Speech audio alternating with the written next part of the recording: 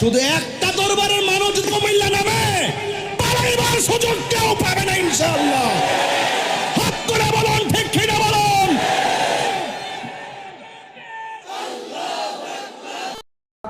আসসালামু আলাইকুম।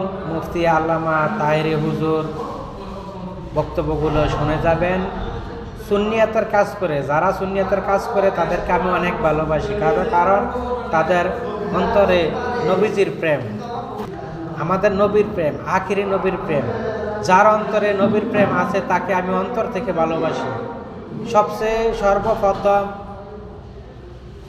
যে মাওলানা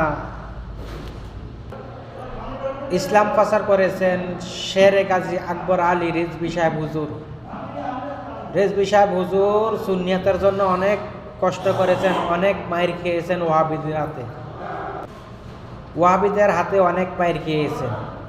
ওয়াহাবিদের কাজও হচ্ছে আপনি নবীর প্রেম দেখাবেন, আপনার উপরে আক্রমণ করবে। তারা নবীর উপরে এত ক্রোধ কেন?